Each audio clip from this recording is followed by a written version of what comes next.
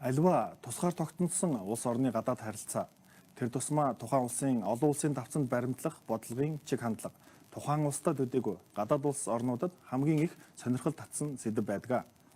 Сүүлийн үед яригдаад байгаа төвийг сахих хуулийн талаар гадаад бодлогын туршлагатай мэрэгчлэтнүүд маань юу гэж хэлж байгаа вэ? Тэдний үзэл бодол, байр суурь ямар байгаа талаар өнөөдөр бид хүний аюулгүй байдлын судалгааны төвийн тэргүүн гадаад хэргийн сайд асан Лувсангийн Эрдэнэ чулуунтай ярилцахаар студидтэй урьж ирвэлээ.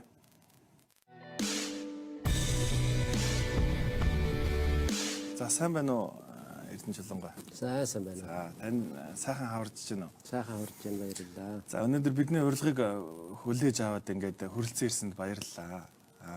Ер нь бол нэг гол сэдвэн таныг өрсөн нь болохоор одоо бид нэр их сүүлийн үед их яриад байна л да. За бас зарим талаар хангалттай ярихгүй байгаа нэг сэдв байгаа. Тэр нь болохоор юу гэж Монгол улс төвийг сахих бодлого одоо баримтлнаа. Энийг тунхаглах ёстой гэсэн тийм байр суурьтай одоо хууль санаачлагч одоо байна. Тэгэхээр энийг бол таныг өрсөн нь болохоор энийг хуулийг бол би яг ойлгохыг хүссэн. Ер нь төвийг сахих бодлого гэж юу юм бэ? Өнөөдөр энэ нь энгийн одоо миний амьдралд одоо сая монголчуудын амьдралд яг алс утгаараа яаж нөлөөлөх юм? Сонсогдохороо их л том гадаад бодлогын юм уу, геополитикийн юм уу, ийм том хүн сэдв сонсогдоод байдаг. Тэгээд яг үнэхээр Монголын ард түмэнд яг ямар хамаатай гэдэг талаас нь би танаас асуух гэсэн.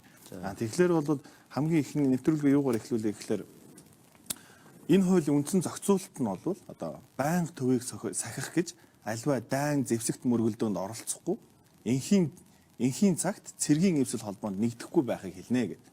Одоо Монгол улсын ерөнхийлөгч бол хуулиа тайлбарлахдаа ингэж тайлбарлаж байгаа. Тэгэхээр ерөнхийдөө дайн болоход биднэрт хамаагүй л гэдэг л байр суурийг монголчууд авах гээд байна уу?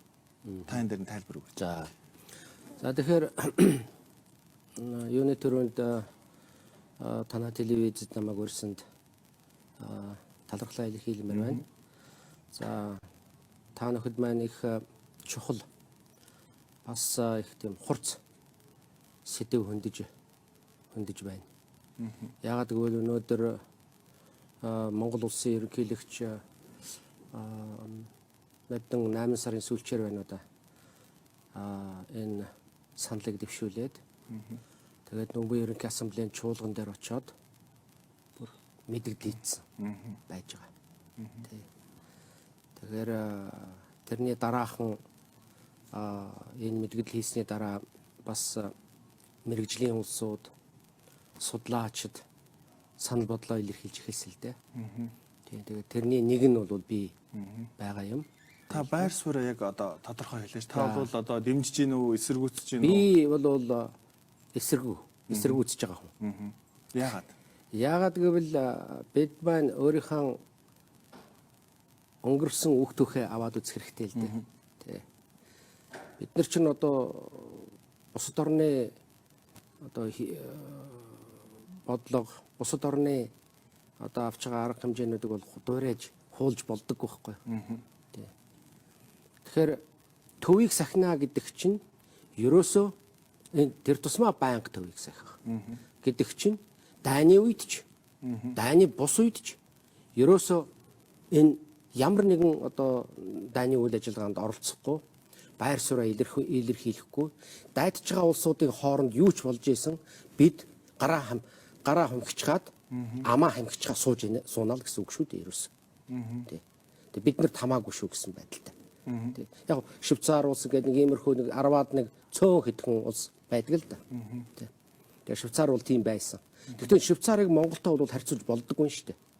Ягаад гэвэл эн чинь яг манай геополитикийн байршил маань өөрөө хоёрхан том гүрний хооронд байгаа. Манай байршил маань хоёрхан том гүрний хооронд байдаг учраас бидний ерөөсөө бидний өнөөгийн амьдрал манай ирээдүй бүх юм эндээс үүнээс хамаардаг байхгүй юу? Тэгэхээр энэ хоёр улс маань бүр тэр тусмаа хоёр том гүрэн. Дэлхийн хамгийн хүчрэг хоёр том гүрэн шүү дээ. Нэг нь одоо Оросын холбооны улс байж байна. Нөгөөх нь Бүгд найрамдах Хятад ард улс байж байна. Өнөөдөр эдийн засгийнхаа хувьд Бүгд найрамдах Хятад ард улс хоёр дахь гүрэн болчиход байна. одоо хэдхэн жилийн дараа Америкийг гүйцэнэ. Эдийн засгийнхаа хүчин чадлаар. Оросын холбооны улсыг аваад үз. Тухайн үедээ Хүйтэн дайны үед одоо та нар мэдж байгаа бах. Тухайн үедээ зөвлөлт холбоот улс, Америк нэгдсэн улс. Энэ хоёр улс л нөгөө хит их гүрэн гэж нэрлэгдээд энэ хоёр улс л тэр үед бол хоёр систем. Капиталист, социалист систем нэгнийхээ өмнөөс одоо ингээд зогсчоод тэгээ одоо байж исэн үе шүү дээ. Тэр үед бол одоо нөгөө биполярны мир гэж одоо ярьдаг байсан шүү дээ. Bipolar world гэж одоо ярьдаг. Тэгээ ерөөсөө л хоёр том ертөнц нэгнийхээ өмнө нэгнийгээ хараал тэгээд олон мянган одоо хүч хэрхэг том одоо жишээлбэл цөмийн зэвсгээ нэг рүүгээ онилчоод сууж исэн үе шүү дээ. Тэр өнөөдөр болонгаа уучлаарай. Би болохоор энийг болохоор танаас асуулт асуухтай болохоор яг энгийн иргэдэд маш ойлгомжтойгоор асуулт тавь гэж бодлоо. Тэгэхээр та хэллээ шүү дээ. Дайн дэлхийд одоо дайн дажин болж байхад альва нэг улс орн бид нар амаа хамхаад сууж явах хэрэгтэй юм аа гэдэг юм бодлого юм аа гэж. Тэгэхээр одоо зарим нэг дуугаа авахд нэг аминд үлзийтэй биш үү? Одоо яагаад болохгүй гэж бид нар дуугаа байхад жишээ нь одоо сэрд энд болж байхад яа бид нарт яг ямар хамаатай юм бэ? Бид нар энэ тэр том гөрнүүдийн дунд ороод энэ үзэл бодлоо илэрхийлэх нь одоо эрсдэлтэй биш үү? Гэхдээ яг сэрд болж байгаа үйл явдал бол шүү дээ. Яг одоо ингээд аваад үзэх юм бол Монгол төвийг сахисан ч бай, төвийг сахиагүй ч бай. Манад бол нөлөө бараг байхгүй шүү дээ. Та нар өөрсдөө бодоод үзтээ. Сэрч өнөөдөр хэдэн километрийн цаана байгаа байлээ дээ. Төвийг сахина гэдэг чинь яг манай хоёр хөрштэй холбоотой асуудал байгаа байхгүй юу? Хэрвээ одоо жишээлбэл хоёр хөрш маань хөршийн хооронд харилцаа муудаад одоо дайны ирмэг дээр ирлээ гэхэд байдал нэлээд хүндэрнэ дээ. Тэр үед өнөөдөр Монгол улс төвийг сахих уугүй юу гэдэг асуудал уулна гарах хэрэгтэй байхгүй юу? Саяхан та нар мэдж байгаа бах Монгол улсын ерөнхийлөгч Хятадад айлчлах үеэр телевизийн нэвтрүүлэг явсан шүү дээ. Тэнд манай тамга газрын дарга цагаан тэгээ дээр нь хятадын судлаач, улс төр судлаач оролцсон байна лээ. Тэрэн дээр хятадын судлаач тодорхой хэлж байна лээ шүү дээ. Гэхдээ энэ хоёр одоо Монголын хувьд төвийг сахих шаардлага хэдийд гарах вэ гэвэл хоёр одоо бүгд найрамд Хятад ард улс Оросын холбооны улс хоёрын хооронд байдал хурцсан дайдах үед эсвэл дайны ирмэг дээр их үед энэ асуудал гарч ирэх ёстой шүү дээ. Тэгэхээр өнөөдөр хоёр гүрний хооронд харилцаа маш их сайн байна. Хамгийн өндөр түвшиндээ хүрчээд байна. Стратегийн түншлэлийн одоо түвшинд хүрчээд явж байгаа ийм үед ийм асуудал тавьж байгаа нь ойлгомжгүй байна гэж ярьж байгаа байхгүй юу? Энэ бол зөвхөн Хятадын эрдэмтэд биш. Оросын эрдэмтэд ч тэгж ярьж байгаа. Тэр нь манай Монголын эрдэмтэд ч тэгж ярьж байгаа шүү дээ. Тийм болохоор энэ харьцаа тэгээд дээр нь Хятадын тэр улс төр судлаач юу гэж хэлж байгаа юм гэхээр Хятад Оросын харилцаа муутахгүй, хязгаарч муутахгүй гэж хэлж байна лээ. Тэрийг бүр онцолж хэлж байна лээ. Тэгэхээр яг ийм үед нь та нар гинтхэн ийм юмтай гарч ирдэг чи ямар учиртай юм бэ гэж. Тэгэхээр генет гэдэг үгийг чинь бол яг би бас гаргаж байгаагүй шүү дээ. Би энэ тухайга ярилцсан дээр хэлж илээсэн. Энийг чинь Оросын эрдэмтэд хэлж байгаа юм. Хятадын эрдэмтэд хэлж шүү дээ. Яагаад гинтхэн та нар ийм юмтай гарч ирэх болов гэж. Яагаад гинт ингэж байгаа юм бэ? Үгүй харин би тэрний чинь энийг чинь бол яг жинхэнэ боловсруулж гаргасан энэ бодлогын цаана сууж байгаа улсуудаас асуух хэрэгтэй. Би энийг ойлгохгүй байгаа байхгүй юу? Миний хувьд бол энэ ч ерөөсөө яавч ойлгох аргагүй асуудал. Би өөрөө нэг мэрэгжлийн хүний хувьар бол би өөрийнхөө санал бодлыг хэлжсэн л да. Би бол бүр их тодорхой хэлсэн. Энэ бол үеийн өнгөрөөсөн бодлого гэж. Тэгэхдээ хууль санаачлагчид маань юу гэж нэхлээр манах за бараг л бид нар нэр тохон томлоогүй байсан болохоос биш ер нь төвийг сагсан бодлоготой ус байсан маа. Эндээ бид нар одоо нэр өгөөд байгаа маа. Ингэж тайлбарлаад байгаа шүү дээ. Энэ орт. Тэгэхээр бас үгүй. Би бол тэрнийг бас шүүмжилж байгаа юм. Тэгэхээр энэ манай Монгол улс шүү дээ. Хэзээч төвийг сагсан улс байгаагүй. Түүхэндээ тэгж яриул. Байгаагүй. Манай улс чинь байна шүү дээ мэ. Манай улс чинь гадаад бодлогынхаа үзэл баримтлалын дагуу ярих юм бол манай улс чинь эвсэл дүүдлэх хөдөлгөөний бүрэн эрх гишүүн улс. Дээр нь хамгийн гол одоо чиглэл бол хоёр хөрш байгаа. Энэ хоёр хөрштөөгөө найрсаг харилцааг хөгжүүлнэ гэж бичсэн байж байгаа. Дээр нь бид өөрсдөө хоёр хөрштөөгөө стратегийн түншлэлийн төвшөнд харьцаагаа бүр хамгийн дээд түвшинд нь хүрэгдсэн байж байгаа. Ийм сайхан харьцаа хөгжүүлээд явж байгаа энэ үед ийм асуудал гаргаж ирнэ гэдэг чинь бол ерөөсөө утга учир багтаа зүйл гэж би хэлэх гээд байна л да. Тэгэхээр элбэгдорж ерөнхийлөгч бол одоо өөрөө ерөнхийлөгч байх хугацаанд хоёр хөрштэйгөө харьцааг бол сайжруулахын тулд баггүй ажил хийсэн гэж бодож байгаа. Тэгэхээр мэдээж энэ хоёр гүрнийхээ ерөнхийлөгчтэй бол цугтаа уралсан уулзалтуудыг бол хийдэг тийм ээ. За бол энэ нь бол бас манай одоо юу гэдгийг эдийн засагт эргээр нөлөөлж магадгүй. Тэгэхээр эдийн засаг гэдэг нэг юм ороод ирж байгаа юм. Тэгэхээр бид нар чинь мэдээж маш их зүйлийг хандив тусламж юм уу зарим байдлаараа те ингэж одоо нөгөө нэг хөршүүдээс авдаг. Тэгэхээр бидний яг эдийн засгийн энэ байдалд энэ төвийг сахих бодлогыг одоо авч хэрэгжүүлвэл яг ямар үр дүн гарах вэ? Илүү ихсэх үү багасах уу? Би бол харин энэ дээр зүгээр нэг тодорхой юм хэлээ. Уул нь энэ ерөнхийлөгч маань яг өөрийнхөө явуулж байгаа бодлогын эсрэг юм хийгээд шүү дээ. Одоо би хэлээ л да тэр 3 талтай одоо уулзалтыг өөрөө санаачлаад явуулчлаа шүү дээ. Энэ бол маш их зүйтэй юм.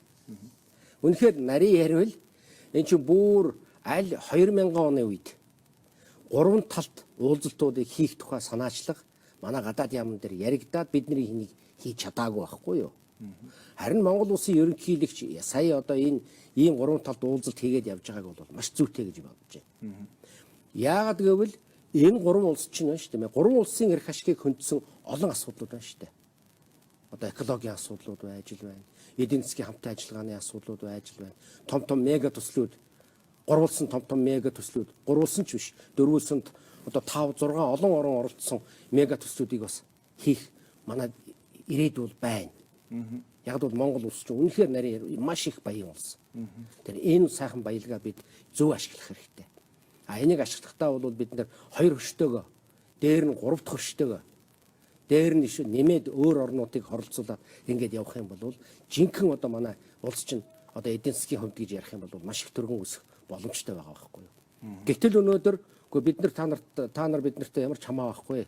Ингээд дугаа сууж яана гэд ийм байдалд орно гэдэг чинь энэ чинь нөгөө хоёрыг чинь зочирлуулчих байгаа байхгүй юу. Аль нь одоо асуугаад байна шүү дээ. Та нар ч одоо ингээд стратегийн түншлэлийн төвшөнд хүрэгчгээд тэр баримт бичгүүдтэйгээ гарын үсэг зурчгаад одоо энэ байр сууриасаа та нар ухарч байгаа мó гэж асуугаад байгаа байхгүй юу. Тэгэхээр манайхаа юу гэж тайлбарж яана гэвэл ухраагүй гэж тайлбарлаж байгаа. Тэгээ нөгөө нөхдөө чинь заавал тэгж бодно шүү дээ. Ухарж яана л гэж ойлгоно. Тий. Тэгэхээр эн чинь бол заавал манай энэ 3 талт одоо энэ яриа хэлцээнд бол би муугар нөлөөлнө гэж бодож байна. Одоо манай чи итгэл байхгүй болчиход байна шүү дээ. Би энэ тухай тодорхой бичижсэн, ярьж ийсэн. Бид үнэхээр жинхэнэ итгэл хүлээнэ гэдэг чинь бид нар жинхэнэ одоо сайн түнш гэдгээ бид нар баталж нотлох ёстой шүү дээ. Тэр бол байна шүү дээ. 1-2 жилийн өмнө биш 1-2 жилийн дотор бол ингэж хийгддэг ажил биш. Одоо манай төрийн тэргүүн ч юм уу засгийн тэргүүний одоо хэлснээр болцдог гэд биш. Бид үйл ажиллагаагаараа энийг нотлох ёстой байхгүй юу? Тэгжээж гадаадын орнууд зөвхөн манай хоёр хөрш биш. Гадаадын орнууд чинь Монголд итгээд хөрөнгө оруулж ирнэ шүү дээ. Тэгэхээр одоо бид нэг жоохон байж байгаа нэг юм хийдэг. Дараа нь тэгээд өөрийнхөө эсрэг нэг юм хийдэг. Ийм хийгээд ингээд явхаар чинь яаж гадаадын орнууд чинь Монгол чинь тогтвортой хөгжилтэй орн гэж үзэх юм бэ? Бодоод үзтээ. Манай дотоод байдал чинь докторгүй байна шүү дээ. Тэгж яхад одоо аль 20 30 40 50 жилийн дараах юмыг ярьж болохгүй шүү дээ. Олон улсын төв боломж гэж яах шиг, зуучлах үүрэг гүйцэтгэж гэж яах шиг. Зуучлах үүргийн тухай намайг сайд байх үед бас яригдчих. Бид тийм саналыг тавьж ил байсан. Тэр байтугай бид нар Америкийн талд ч тавьж байсан, арчилсан солонгосын талд ч тавьж байсан. Бид нар тодорхой хэмжээгээр зуучин үүрэг гүйцэтгэе гэж бодож байсан. Тэгэхдээ тэр зуучин үүрэг гүйцэтгэх энэ сайхан үүргийг авахын тулд бид өөрсдөө дэлхийн ертөнцид бид бол хамгийн доктортой улс шүү гэдгээ тодорхой үйл ажиллагаагаар нотлох хэрэгтэй байхгүй юу? Одооны ийм байдалтай явж иж яаж бид нэр улс орнуудын итгэлийг хүлээж авах юм бэ? Та нар Монгол улсынхаа дотоод байдлыг аваад үзэл дээ. Ядууралд ард түмний нэрвэг шаячаад тэгээ одоо АСЕМ-ийн хурлыг би АСЕМ-ийн хурлын эсрэг байгаа юм биш. Би гадаад бодлогын чиглэлээр 30 хэдэн жил ажилласан хүний хувьд АСЕМ-ийн хурал Монголд бол үнэхээр ашигтай. Монгол улсын нэр хүндийг бол өсгөхөд ашигтай гэж би энэ тэмдгүүл тэгж ярьж ил яваа. Гэхдээ бас нэг эргээд нэг бодоод үзтээ. Монгол манай иргэд ч өөртөө ярьж байгаа шүү дээ. Ядууралд ард түмнээ нэрвэгдүүлчихэд тэгээд АСЕМ-ийн том тэр уулзалтыг Монголд хийнгээд хэдэн тэрбум маань олон 10 олон 100 тэрбумаар нь мөнгө одоо зараад сууж явах манай тийм боломж байна уу? Өөрсдийнхөө хүмүүсийн одоо тэтгэврийг ч олигтой тавьж чадахгүй эсвэл одоо цалин тавих гээд гадаадаас зээл аваад сууж идэг. Ийм орон яаж итгэл хүлээх юм бэ? Ийм орон яаж асемийн хурлыг өнөөдөр Монголд хийх юм бэ? Эдгээр чинь зүгээр хурж ирээд суугаад хоёр юм ярьчаад явахгүй шүү дээ. Монгол орны бас хөгжилтэй танилцаал явах байх. Нааша ирэхээс өмнө бол Монголд болж байгаа дотоод гадаад бодлогын талаар мэдээлэл төр засгийн тэргүүнээр нь мэдээллийг чинь тодорхой аваад цаасан дээр буулгуулж авчгаа тэрийг чинь уншичаад ирнэ шүү дээ. Тэгэхээр бид нар юу уншиж байгаа бол доо гэд бид нар эргээд бодох хэрэгтэй юм биш үү? Би тэр талаас нь ярьж байна. Би зөвхөн хүнийг шүүмжлэх гэдэг талаас нь ярьж байгаа юм биш л дээ. Одоо яг таны бодлоор бол манай хоёр хөрш маань энийг бол дургуйцч хүлээж авч байгаа гэж бодож тайлбарлаж байгаа. Дургуйцж байгаа нь бүр тодорхой.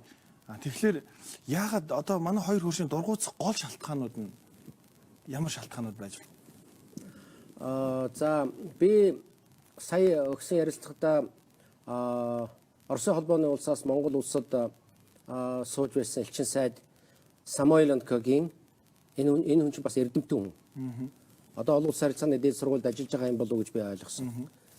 Тэр хүний бичсэн өгүүллийг уншаад тэр нь манай сонинд хэвлэл мэдээлэл хэрэгсээр гарцсан байна лээ. Сонинд бүрэн орчуулганд гарцсан байна лээ саяхан. Тэгээ би одоо манай иргэд уншсан байх гэж би найдаж байна. Тэн дээр чи бүх юм тодорхой байж шít. Тэр чин элчин сайд хүн Монгол сууж исэн элчин сайд энэ хүн бол яагаад энийг бичвэ? Тэр гадаад яамнаас нь одоо бас мань хүнд тийм чиг үүрэг даалгавар ч юм уу хүсэлт ч юм уу тавьсан юм болоо гэж би бодож байна л да. Тухайн хүний байр суурь нэг ямар байр суурьтай байсан бэ? Тэгээ энэ чин тэр хүн чин яг тэрийг хэлж байгаа байхгүй. Үгүй яагаад гинтхэн? Яг одоо. Тэ? Яагаад Монгол гинтхэн төвийг сахих болчихваа гэж. Тэгээ тэн дээр бас их ноцтой юмнууд хэлж яана лээ шүү. Тэгээд тэр юу гэж хэлж яана вэ гэхээр за энэ одоо арай л Монголынхаа одоо тэр дотоод улс төрийн дотоод хурц байдал. За ядуурл нэрвэгч гэсэн ийм үед энэ дотоод байдлынхаа энэ хурц асуудлуудаас иргэдийнхээ анхаарлыг сарниулж өөр тийш нь гадаад бодлогын чиглэл рүү анхаарлыг хандуулах гэж оролдож байгаа юм биш байгаа да. Бүр тэрнтэй асемийн хурлыг бүр бас холбоод ярьчих чинь л шүү дээ. Тэгэхээр энэ чинь ноцтой дүгнэлт хийж байгаа биз дээ энэ хүн. Энэ чинь өөрөөр хэлбэл Монгол улс үнэхээр төвийг сахий гэсэн бодолтойдоо биш. Ямар нэгэн байдлаар Монголдо энэ одоо хурц одоо энэ асуудал ард иргэд нь одоо энэ эдийн засгийн нийгмийн эдийн засгийн маш хүнд байдалтай байгаа ийм үед ард иргэдийн тэр ундууч дургуутж байгаа энэ үед тэдний анхаарлыг өөр асуудалд одоо хандуулах гэсэн ийм оролдлого хийж ийн гэсэн ийм санааг тодорхой хэлчихсэн байна л шүү дээ. Тэгэхээр эн чинь бол ностой дүгнэлт гадаадхан хийж шүү дээ.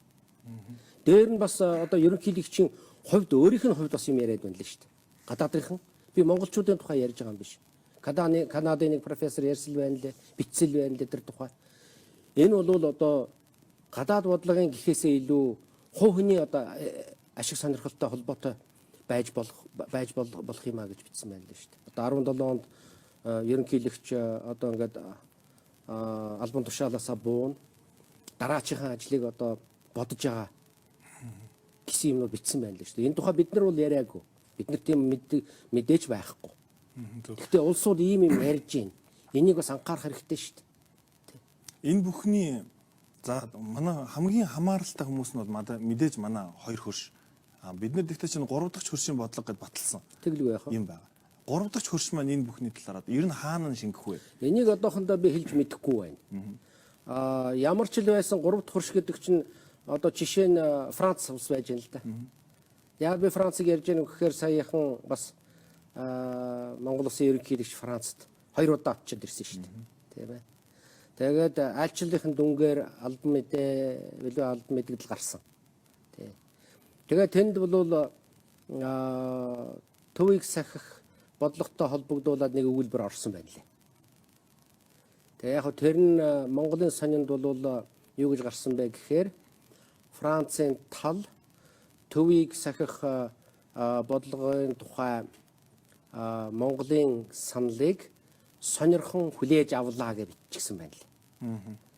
Тэгээ би Франц дээр нь тэгээд бас англи орчуулгын олж үзсэн л дээ. Тэгээ тэн дээр бол хүлээж авлаа гэсэн үг байхгүй л. Анхааралтай авлаа гэсэн байна л. Тэгэхээр дипломат албанд энэ бол их том ялгаа. Тэгээд ч ингэж орчуулж болохгүй. Дараа нь Францын тал энийг мэдчихвэл асуудал тавина шүү дээ. Та нар одоо яагаад Франц дээр ингэж бичсэн байхад ингээд өөрөөр орчуулсан бай гэж. Дург үтсэн шүү дээ. Тэгэхээр анхааралтай авлаа гэдэг чинь дэмжиж байгаа гэсэн үг биш. Тэгэхээр манай сонинд юу гэж гарсан гэхээр сонирхон хүлээн авлаа гэдээ орсон байж байгаа. Хүлээн авлаа гэдгийг чинь бид нар юу гэж ойлгох вэ? Яаж ч бид нар орчуулж болно шүү дээ. Хүлээн авлаа гэдэг чинь Францын тал дэмжлээ хүлээн авлаа гэж бас орчуулж болох нэ. Тийм ээ. Тэр ингэж хүмүүст бол тийм худал мэдээлэл түгээж болохгүй л дээ. Энийг бол би маш ноцтой алдаа гэж үзэж байна. Энэ алдааг би ерөнхийлөгчтэй холбохгүй. Би энэ алдааг бол гадаад хэргийн яамтай холбоо. Ягаад бол гадаад хэргийн яам бол өнөөдөр гадаад бодлогын бүх асуудлыг хариуцдаг тийм байгууллага. Энэ байгууллагын хариуцлагагүй ийм байдлаар бол гарч ирж гин гэж би хэлэх гэж байна л да. Одоо та нар бодоод үзтээ манай экспортын 90% нь хятад руу явж байна. Гинт нэг өдөр бид нар хятадын дургуг хөргөе гэж бодъё л да. Хилээ хаачихвал яа. Нэг удаа хилээ хаасныг та нар мэдж байгаа биз дээ. 48 цаг хаагдахад хойд хил, урд хил хоёр энэ хооронд 1300 вагон зогссон байсан шүү дээ. Хэрвээ энэ 2 хоног маань 48 цаг маань үргэлжлээд 1 сар болвол яана? Энэ манай одоо эдийн засгийн байдалд хэрхэн яаж нөлөөлөх вэ гэж та нар эргцүүлээд бодоод үзтээ. Чи аюул болно үсттэй. Тэгэхээр чин одоо нэг орноос, 2 орноос бид нар хамааралтай байж болохгүй гэж яриад байгаа учраас нөгөө 3 дахь хөршийн чинь бодлого гарч ирсэн байхгүй юу? За тэгэхээр үзэгчдээ хар хайрцаг нэвтрүүлэг өнөөдөр улс их орны гадаад харилцааны талаар маш чухал сэдвийн талаар нээлттэй ярилцж байна. Тунгуудахгүй бид ярилцлага эргээд үргэлжлүүлэх болно. Мама брэнд Кунфу панда нээлттэй тохиолдсон ивент синемад шүүсээр бэлэг барьж байна. Улс үндэстнийхээ багахан харил хавьяаснуудаа тодруулах хавьяаслаг монголчууд шоу нэвтрүүлэг 2 дахь жилдээ зохион байгуулагдах гэж байна. Төвийн бүсийн нээлттэй шалгаруулалт Дархан ул аймагт 3 дугаар сарын 29-ноос 31-ний өдрүүд оюуны ирээдүйн цогцлбарын Б байранд 9-оос 20 цагийн хооронд явагдана. Дэлгэрэнгүй мэдээллийг 711 22 99 70 77 4 дугаараас лавлна. Бүртгэл орон нутагт байрлах хас банкны салбаруудаар хийгдэж байна. Хэрв та онлайнаар бүртгүүлэх бол www.mongoltv.mn/MGT гэсэн хаягаар орж бүртгүүлэх гэсэн хэсгийг сонгон өөрийн хувийн мэдээлэлээ үнэн зөвөөр бүгэлж бүртгүүлээрэй. Авьяаслаг монголчууд шоу нэвтрүүлэг ивент итгэгч дэлхийд гайхагдах Монгол авьяасыг дэмжигч Хас банк. Үүнтэй ажиллагаа эхэллээ. Та United-ийн 4 дугаарыг өөрийн юуны биш бүртгүүлээ. Хоорондоо хязгааргүй ярьж видео сангаас 60,000 төгрөг хүссэн киногоо үзээрэй. Дугаараа бүртгүүлээд дураараа ярьж дуртай киногоо үзээрэй. United.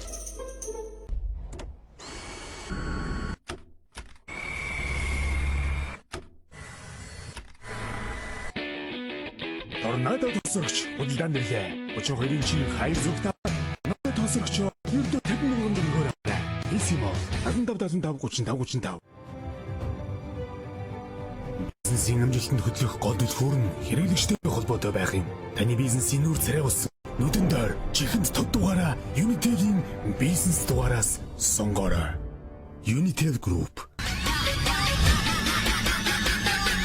Share my music.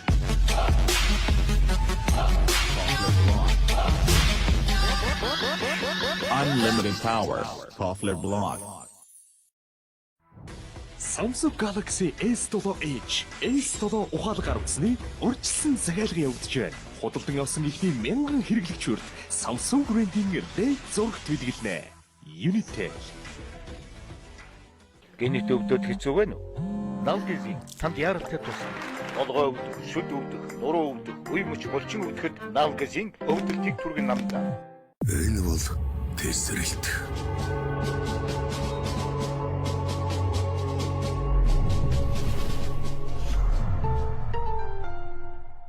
Би Пиковитийг сайн мэднэ. 10 төрлийн амин дэм омега 3 агуулсан. Миний хүүхдийн эрүүл мэйг өсөлт, оюутны хөгжлийг дэмждэг. Пиковит амин дэм ба эрдэс бодис. Таны хүүхдийг амжилтанд хүргэнэ. Одоо таны манлайлах цаг.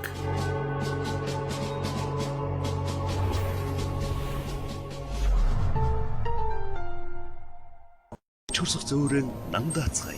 Налбааза жижиг шахмал. Сэрж хорсох том асуудлыг шийдэхэд тусална.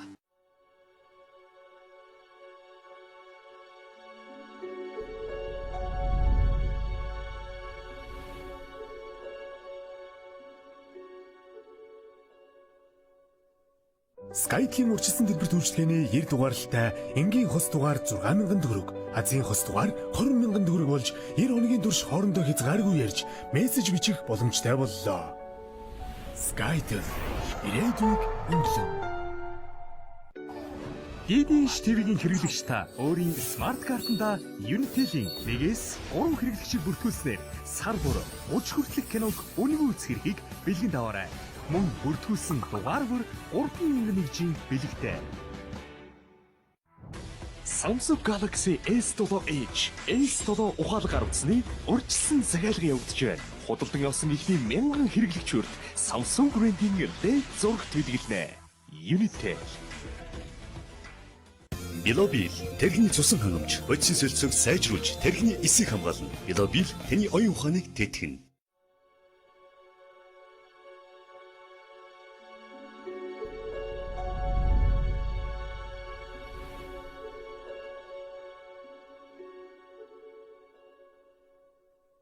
Skype-ийн урьдчилсан дэлбэр үйлчлэгээний 90 дугаарлалтай энгийн хос дугаар 6,000 төгрөг, Азийн хос дугаар 20,000 төгрөг болж 90 хоногийн турш хоорондоо хязгааргүй ярьж мессеж бичих боломжтой боллоо. Skype ирээдүйг өнгөлөв. Мама брэнд Кунг-фу пандаг нээлттэй тохиолдсон Гигантен синемат шүүсээр бэлэг барьж байна.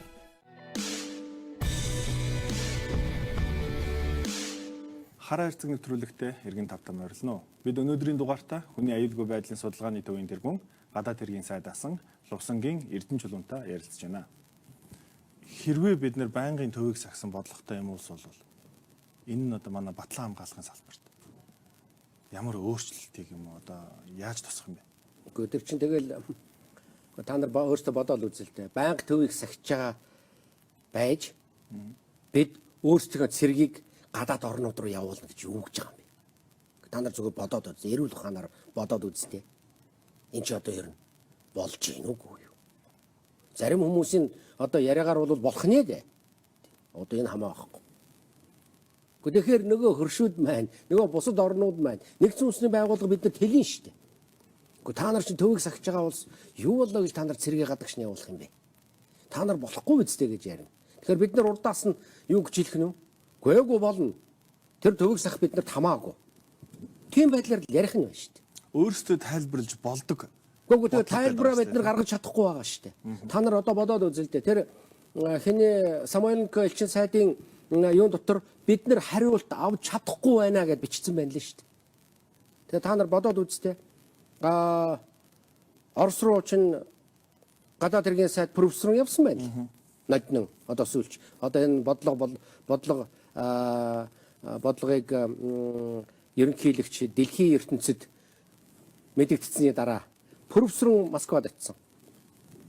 Дараа нь Нобелийн чуулган болж исэн. Тэр үед манайх тогтоолын төсөл бариад батлуулах гээд явж исэн. Дээр нь тэрний дараа бол манай их хурлын дарга Оросд айлчилсан байна лээ. Гэхдээ тэгээд энэний чинь дараа жишээлбэл энэ Самуэленкогийн юу гарсан шүү дээ. Тэгээд Самуэленко ч цаад хэлж байлаа. Бид одоо хүртэл Монголын засгийн газраас хариулт авч чадахгүй сууж байна гэж. Энэ чи юу гэсэн үг вэ? Маш тодорхой юм биш үү? Би ярьж байгаа юм биш шүү дээ. Намайг эсэргүүцэж болно. Гэхдээ Оросын холбооны улсын элчин сайдын тавьж байгаа энэ асууж байгаа энэ асуултанд бид нар хариулж чадахгүй сууж байгаа шүү дээ. Тэгэхээр хариулах гад байгаа одоо бас хариулах гад л оролдоод байгаа л да. Би одоо сая Иглаар Монгол Улсын ерөнхийлөгч бараг 2 цаг шахам ярьсан шүү дээ. Тэн дээрээ бол хариулах гал байх шиг байна. Тэгэхээр би бол хариулж чадахгүй байна л гэж хэлэх гээд байна. Энэ хариулт чинь байна шүү дээ. Хариулт болгоом чинь байна шүү дээ. Тэгээд энэ хариулт бид нар танд хариулт өгсөн шүү дээ гэхээр нөгөөдөө чи бид нар энийг хангалттай хариулт өгж үзэхгүй л гэж хэлсэн шүү дээ. Яагаад бол бидний хариулт одоо тодорхой. Жишээл Батламал салбарт яаж бид нар хамтарч ажиллах юм бэ? Одоо бид нар Орос холбооны улс чинь манайд хамгийн гол дэмжлэг тусалцаа үзүүлж байгаа улс чинь Орос холбооны улс шүү дээ. Тэгэхэд би зүгээр энэ бол дам яриа. Би одоо өөрөө тэнд сууж байгаагүй болохоор хэлж мэдэхгүй байна.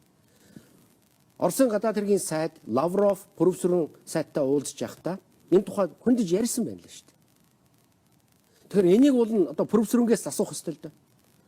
Та нар маань одоо асуугаад профессорынг энд дуудаж авчираад асуудаа юу гэж хариулах нь вэ? Тэр юм дээр ямар яриа хөөрэ болсон бэ гэдгийг би одоо хүртэл бас мэдэхгүй байгаа шүү дээ. Одоо жишээ нь Оросын гадаад яамны 2 хуудас баримтчиг манай төлөөлөгчдөд нүүбэд оролцож байгаа нүүбэ ерөнхий ассамблеийн чуулганд оролцож байгаа төлөөлөгчд өгсөн байна лээ. Бид тэрнийг харсан. Харсан учраас би хэлж байна. Тэрнийг олж авах гэхээр одоо гадаад яамнаас би олж авч чадахгүй шүү дээ. Энд ч одоо яасан гадаад бодлого бай. Яаж ингэж байж болж байна гэж одоо хүн гайхнаад. Бүх юмаа одоо байж чад нууцлчихсан. Цаанаа тэр чинь би өөрөө гадаад яамд би өөрөө төрд олон жил ажиллаж исэн хүний хувьд би ойлгож байна л да. Энд чинь цаанаас нь дээрээс нь л үүрэг өгсөн байхгүй юу?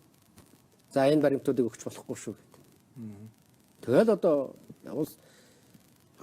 бүр тэр байтугай улсын хурлын гишүүдээ бид нар бас мэхэлж хуурч болохгүй шүү дээ.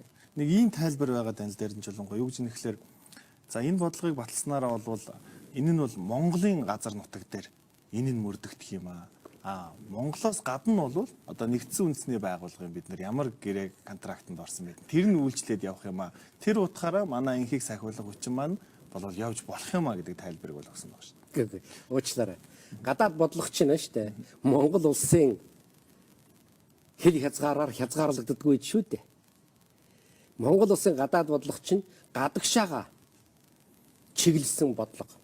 Тэгэхээр товийг сахина гэдэг чинь гадаад бодлогын санаачлах биш болж таарах нэ.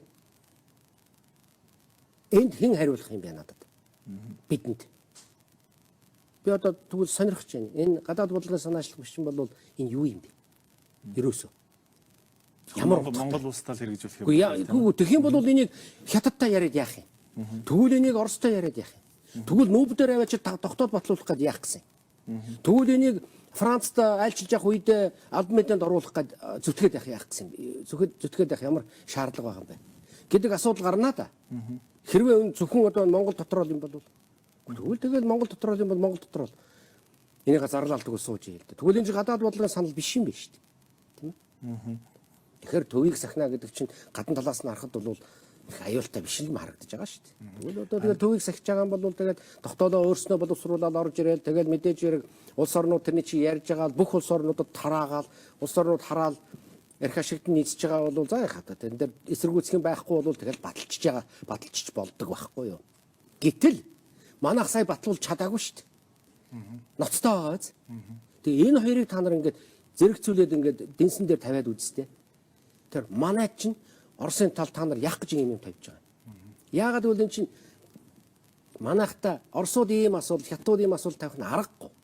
Яагаад бол бид нар чинь одоо яг тэр хоёр улсын чинь дунд байрлаж байгаа улс шүү дээ. Тийм учраас энэ чинь Монголын одоо гадаад бодлогын санаачлагч чинь хоёр улсын эрх ашигыг хөндөж байгаа байхгүй юу? Хөндөж байгаа учраас эдгээр заавал реакц үзүүлдэг. Тэгэхээр реакц нь бол сайн биш байгаа. Оросын талын реакц бол сайн биш байгаа. Би Хятадын талын бас реакцыг бас сайн гэж хэлэхгүй. Яагаад гэвэл шүү дээ. Манай ерөнхийлөгч Хятадад айлчлал хийлээ. Айлчлалын үр дүнгээр юм гарсан шүү дээ. Албан бичиг том сонинд гараад ирсэн. Төвийг сахих тухай ганц ч үг ороогүй гэж бодчих тоо. Ганц ч үг ороогүй. Тэгэхээр эн чинь нэг юм хэлж байгаа биз? Дэмжихгүй байна гэсэн үг байхгүй юу? Яг нарийн ярил. Тэгээ би бол дотроо зүгээр юу гэж бодож байна гэхээр за энэ асуудал бол танайд бол дотроо бол та нар энэ асуудлаа нэг тийш нь болгож чадаагүй юм байна. Нилээн бас одоо маргаантай асуудал байгаа юм байна. Дээр нь Монгол улсын ерөнхийлөгч одоо улсын хуралтайгаа ярьж зөвшөлдсөлгүй, тохиролцолгүй. Тэгээд ямар нэгэн юм одоо засгийн газартайгаа бас зөвшөлдсөлгүй ингэж хийжээ гэж. Уул номондоо гадаад бодлогын ялангуяа том санаачлагыг гадаад хэргийн яам нь боловсруулад тэрнийг засгийн газарт оруулад тэгээ мэдээж хэрэг одоо ерөнхийлөгчтэй оруулад ерөнхийлөгчийн хаан дэмжлэгийг аваад тэгээ дараа нь улсын хуульд оруулад батлуулах ёстой байхгүй юу. Тэгсэн одоо тийм ерөөсөө байхгүй. Одоо зарлцгаад тэгээ зарлцсныхаа дараа одоо та нар баталж өгөхөд одоо улсын хурлд даралт шалгалт үзүүлээд явж байгаа нь бол улмаар зарлахаасаа өмнө одоо бид нар нэгдсэн юмд хүрэх хэрэгтэй байсан байна гэж тийм. Заавал. Гэхдээ та нар хуулиа үзэлтэй. Ерөнхийлөгчийн хуулинд одоо байгаа биз дээ. Гадаад бодлогын санаачлаг гаргахаасаа өмнө заавал улсын хурлаа зөвшөлдсөж улсын хурлын одоо зөвшөөрлийг гэх үү авах хэрэгтэй шүү дээ. Тийм юм аваагүй байж зарлана гэдэг нь бол буруу байхгүй. Гэхдээ зарим хүмүүс намаа шүүмжилдэг л да бас. Энэ чинь Монгол улсын энэ чинь ерөнхийлөгчийн бүрэн эрх шүү дээ гэж. Бүрэн эрхийг би хязгаарлах гайгүй л дээ. Тэгэхдээ Монгол улсын ерөнхийлөгч хүн нэгдүгээр хүн аливаа нэгэн санаачлаг гаргахдаа заавал энийг засгийн газартайгаа зөвлөдөг, засгийн газрынхаа санал онолыг авдаг байх ёстой. Ялангуяа энэ Монгол улсын язгуур эрх ашгийг хөндөж байгаа ийм үед зүгээр нэг хүний толгоогоор энийг шийддэггүй. За нэг хүн гэж би хэлж байгаа цаана нь бол ганц хоёр хүн байгаад байх л да. Тэ. Ийм асуудыг тэгж шийдэж болдоггүй юм. Дараа нь тэрнийг бусад орнуудад ч бай, ард иргэдтэй ч бай тулгадаггүй юм. Энийг чинь тулгадаггүй юм. Та энэ байр сууриа хамгаалж одоо бол энэ бодлогыг дэмжиж байгаа хүмүүстэй мэтгэлцэхэд бэлэн үү? Мэлэн. Хэзээ бэлэн. Намайг харин урддаггүй юм. Та нар хараарай л да. Зохион байгуулж байгаа улсууд дотор гол төлөв нөгөө бодлогын дэмждэг улсууд л ярьж байгаа шүү дээ. Тэр дэмжиж байгаа улсуудыг би харсан. Нэг удаа нэг тийм том ярилцлага болж байна лээ. Нэг тийм өхлүүд байна лээ. Тэр улсууд нь ярьж байгаа юм. Тэгээ нэг гаргаж байгаа тэр нэг үндэслэл нэр яатсан үндэслэлтэй гэмээр. Надад бүр эрдэмтэн хүн ярьсан. Сая Монгол улсын их сургууль дээр ерөнхийлөгчийн тамгын газрын санхүүжүүлэлттэйгээр эрдэм шинжилгээний баг хурал хийсэн гэж байгаа. Би тэн дээр очоогүй. Намайг урьсан. Би хэлсэн. Би тэнд очихгүй. Яагаад гэвэл ийм зохион байгуулалттай арга хэмжээ зохион байгуулж байгаа учраас би ийм юмд оролцохгүй гэж хэлсэн. Зохион байгуулж байгаа улсууд надаас асуусан. Бид өөрсдөө бие дагаад ийм юм хийх юм бол та ирэх үү гэсэн. Тэгэх юм бол би заавал очно гэж хэлсэн. Заавал очно гэж хэлсэн.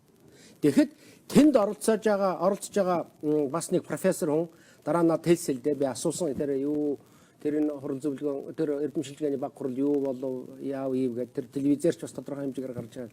Тэр хүн надад хэлж байна лээ. Энийг дэмжиж байгаа улсуудын тавьсан илтгэл бол илтгэлийг бол ойлгоход тун бэрх байлаа гэж. Нэгд. Хоёрдугаар тэр хүн надад юу гэж хэлсэн гэхээр ер нь манай багш нар гэж хэлж байна лээ. Багш нар нийтээрээ их хэрэгэлдэж байгаа нь бол харагдсан гэж хэлж байна.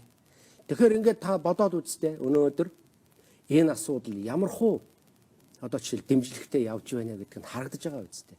Дээр нь би бас нэг юм хэлье. Энэ хүмүүс ч үгээ хэлж чадахгүй шүү дээ. Саяхан одоо энэ чинь 2 хоногийн өмнө тий. Надад хүн уцтаад одоо Eagle телевизээр үг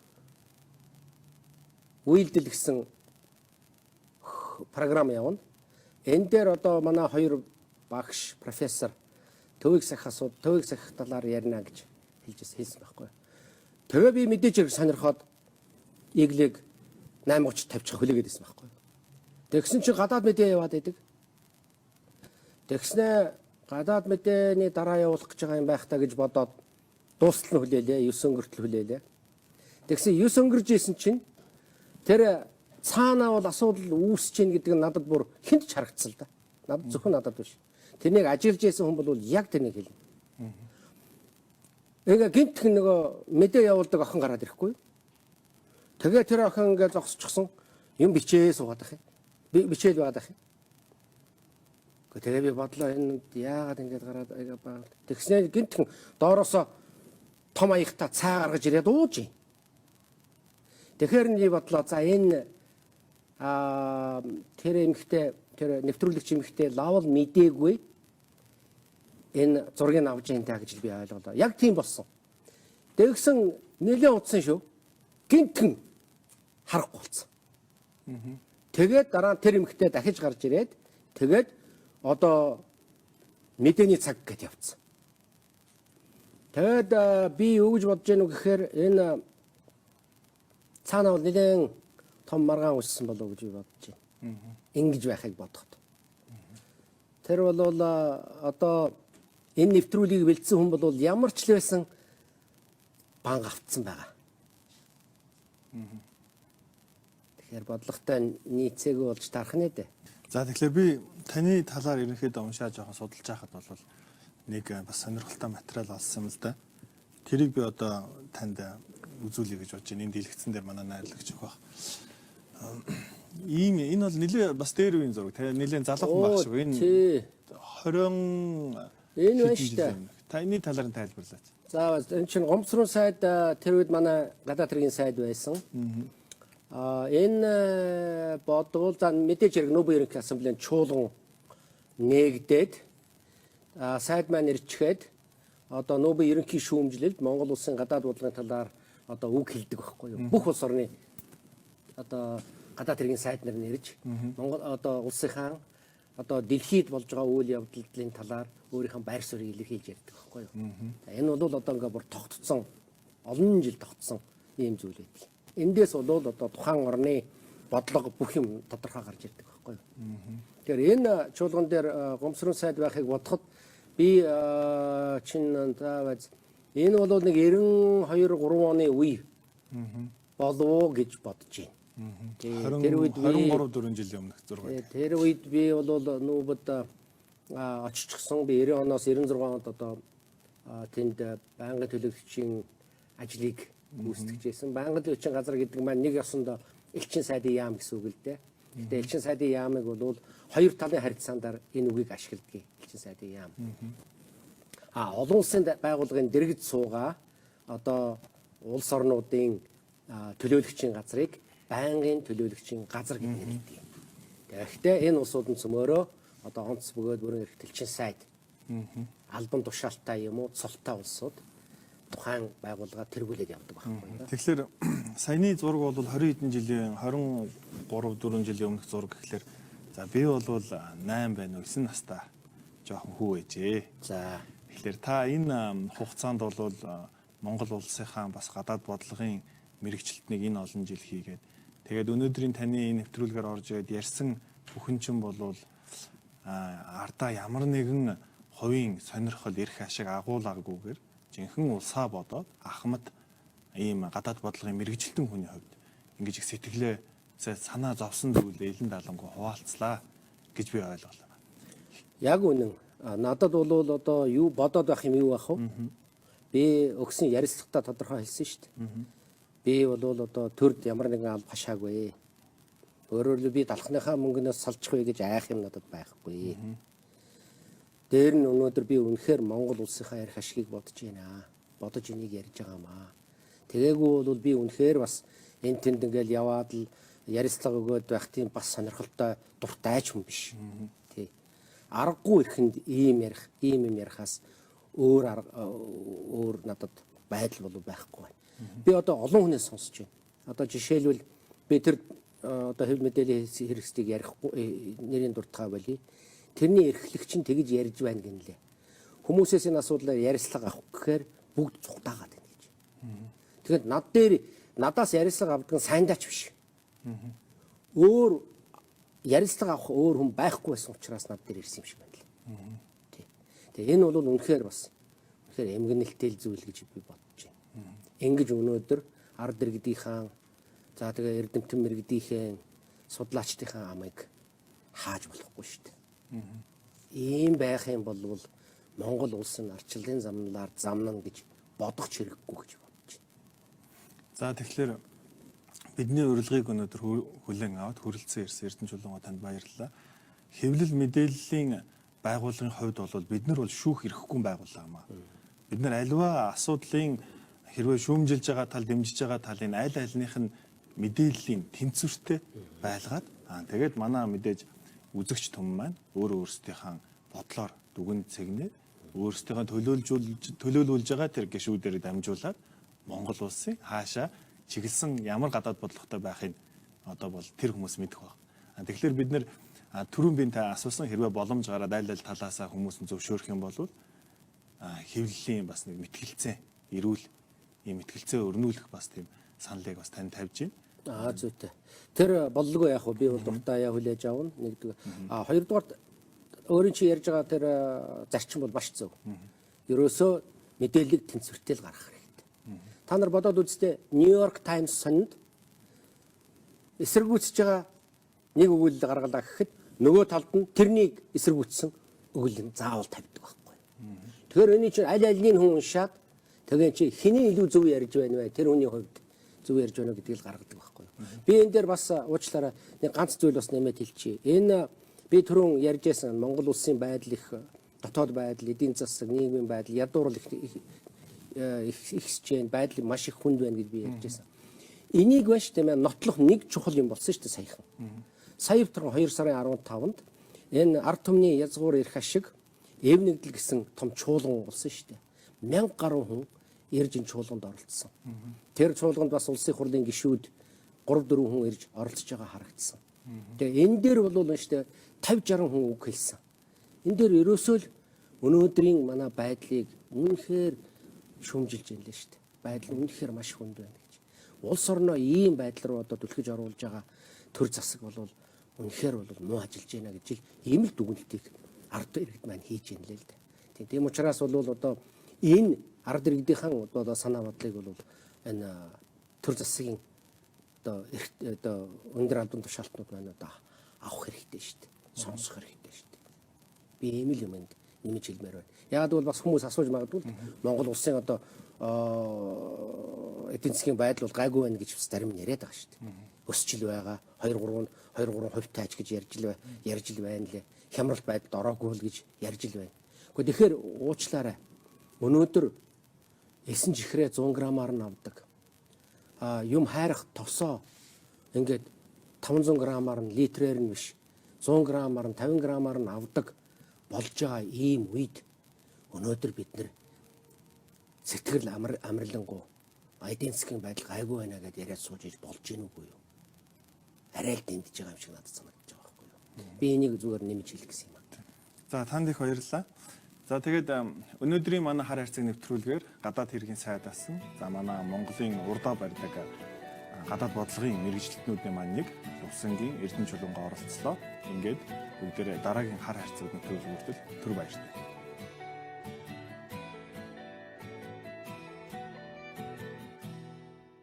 Нийгэм, улс төр, эдийн засаг, цаг үеийн тулгамдсан асуудал, олонний анхаарал татсан чухал үйл явдлууд, түүнийг дорсон сэдвүүд.